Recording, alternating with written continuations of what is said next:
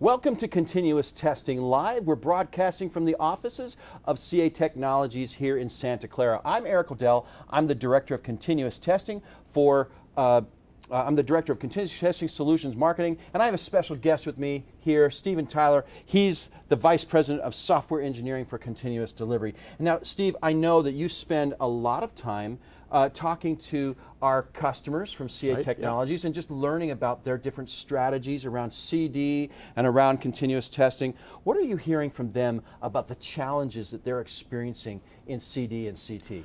Sure. So I think our customers are struggling with some things. They've gone through a whole process over the last few years of trying to adopt Agile, getting a huge amount of benefits out of that, but now starting to get a little bit towards the law of diminishing returns with it.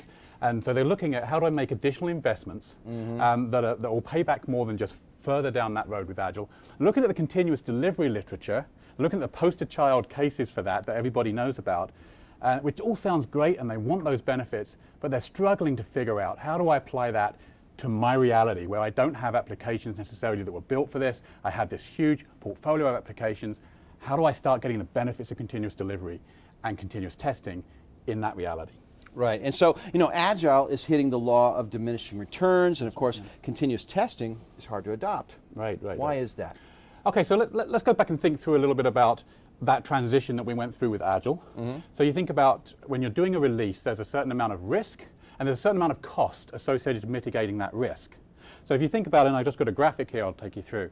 So as we go through that process of going from waterfall to Agile, it'll take your release cadence down from like 18 months to 12 months to 6 to 3, and with that your release payload size is coming down. But as you do that, and as you do the releases more often, you're paying the release tax, the cost of actually making sure your release is ready to go, all the testing you have to do to make sure it's ready to go, you're paying that tax more often. Right. And the only way that you keep the cost of that contained is to get more efficient about how you do the testing, so I can get twice as efficient, I can afford to pay it twice as often. Okay. So we do that through test efficiency, investments in test automation, shift left. We're standing here behind the blaze meter stuff. We do that in our own teams. We automate test execution and shift left it into CI. It's just getting more efficient and smarter about how we test.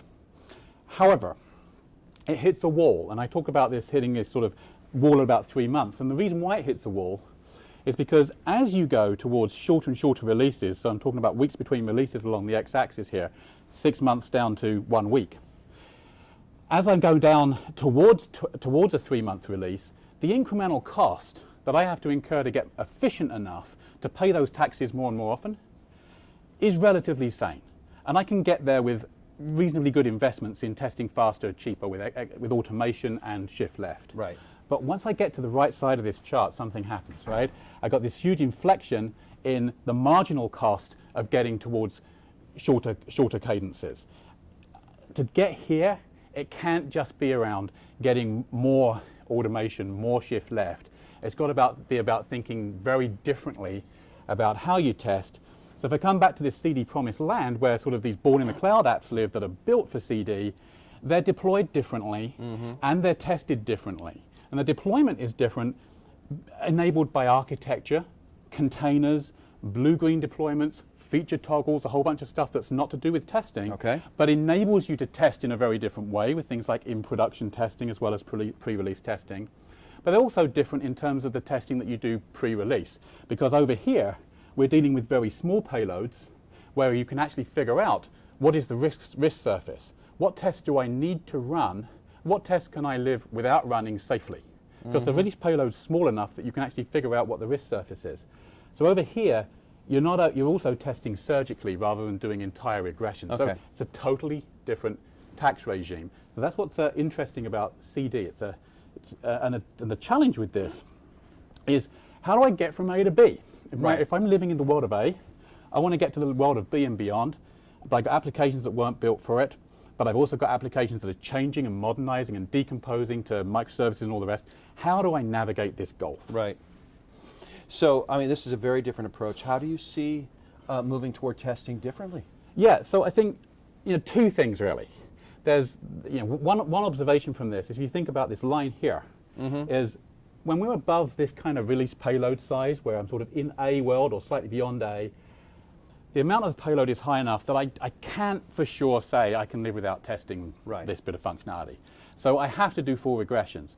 But when I get to B and beyond, I can do surgical testing. So number one is to think about how can I actually start getting smart about surgical testing, Okay. about intelligent test selection with applications that weren't necessarily full-on built for CD, but get some of those benefits from those sorts of approaches. So that's number one.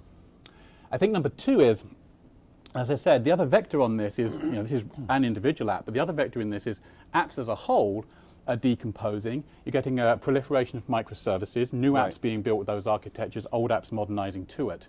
What that's doing is it's shifting the burden from a lot of component testing and a little bit of integration testing towards much smaller components that are easier to test, but much more complexity in the integration Right. testing.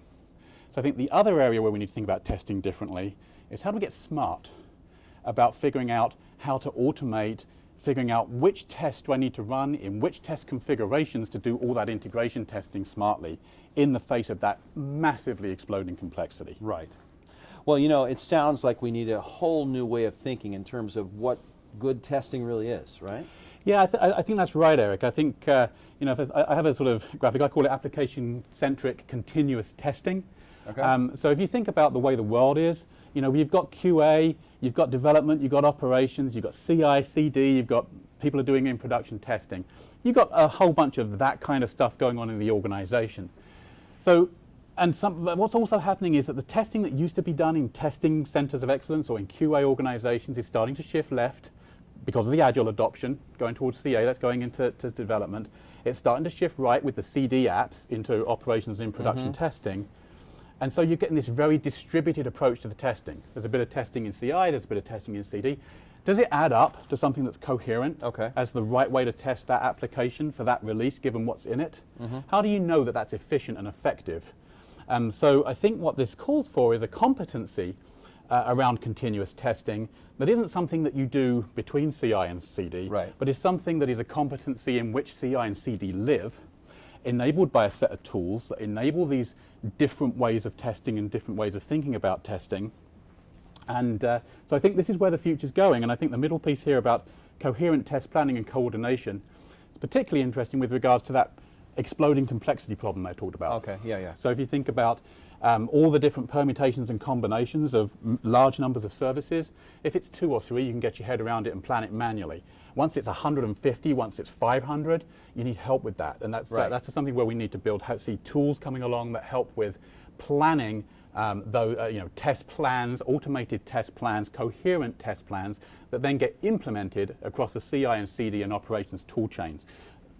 So I think that's a fundamental thing that's going to change. And then the other thing here obviously is analytics and machine learning and AI getting into the picture.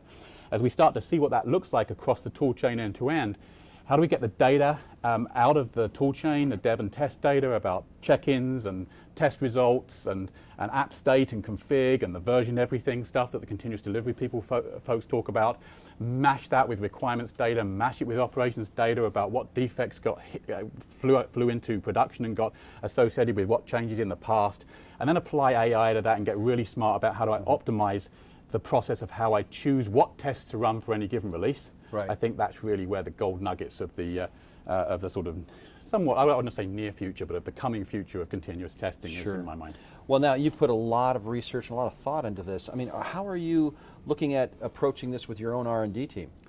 Yeah, so I mean, obviously there's a lot of stuff here that's new. This isn't current state of the market. Yeah. So obviously within our own teams, we try to do all the things I talked about on the first slide about going more agile, shifting stuff into CI. But we've also got research groups going into prototyping ways to address these problems, how to address intelligent selective testing, how to apply analytics to the field, to try and get data in to be smarter about selecting what tests you run, smart about things like figuring out that I need to run these tests in the following environments, configured in the following ways with the following test data and service and virtual services, that I can parallelize all that and use ephemeral environments in the cloud to massively parallelize it and get out of the constraints of fixed heavyweight test environments, using things like service virtualization to resolve dependencies.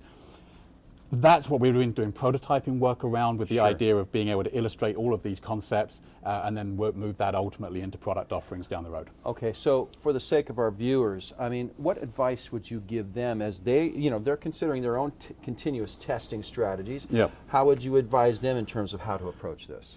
Yeah, so I think it's a case of looking where, like always, it's look at where your biggest problem is. Lean principles. Where are the constraints? Where is the waste?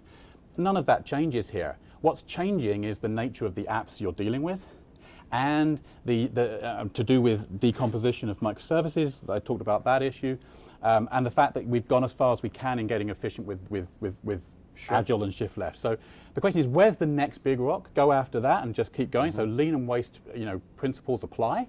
But I also think, don't give up thinking that my enterprise applications don't look anything like Netflix, and therefore I can't start to get some of these benefits of the continuous delivery world. Right. We can move, despite those constraints, and those applications will modernize, but in the meantime, we don't have to wait for it. We can get started applying the principles and see some of these benefits with today's world. That is great. And Steve, thank you very much for joining us here on Continuous Testing Lab. This has been a really pleasure, fantastic. Thank And for all of our viewers out there, I want to thank you for watching our videos all day. We started this morning just kind of defining continuous testing and talked about the evolution, and then we talked about best practices and principles for your own continuous testing strategies, and then we showed you a lot of great technologies that are at your disposal, and you can go find a lot of these technologies at whenShiftHappens.io. Again, that's whenShiftHappens.io. And there's all sorts of information there about Test Data Manager, about service virtualization, about performance testing, about CD Director. Lots of great stuff in there, and we want to thank you for joining us all day today, and have a great night.